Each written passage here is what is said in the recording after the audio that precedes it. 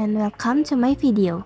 Today we're diving into two essential areas of English vocabulary that will instantly boost your confidence and fluency: functional language and basic concepts. Understanding these topics is key because they don't just teach you words, they teach you how to use English naturally, whether you're making a simple request or describing a complex idea. Let's start with the language we use to do things. Functional language. What is functional language?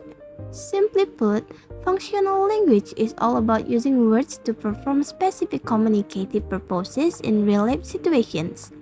It's less about perfect grammar and more about expressing meaning effectively. These functions include things like apologizing, thanking, giving opinions, and making requests.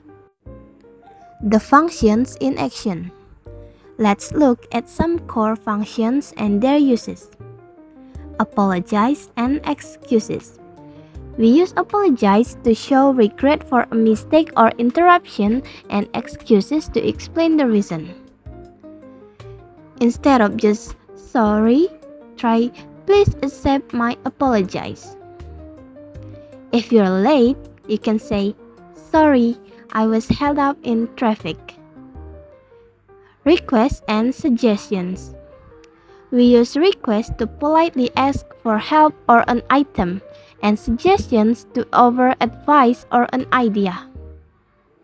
For a more polite request, you could say, I wonder if you could help me. To suggest an activity, you might say, how about going to a club? Giving opinions. When introducing your view, be clear about it being your personal feeling. Personally, I feel that we should increase the price.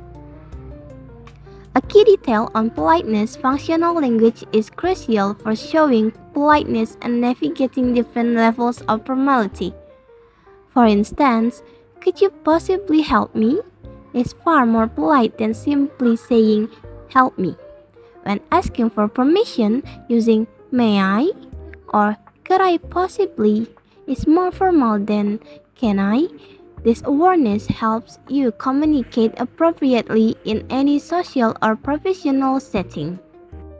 Now that we've covered the language of action, let's shift our focus to the language of description, the basic concepts, vocabulary that gives texture and detail to our thoughts. What are basic concepts?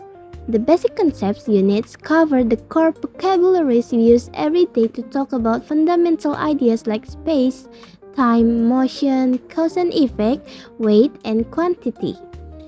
They are the foundation of clear and natural English communication.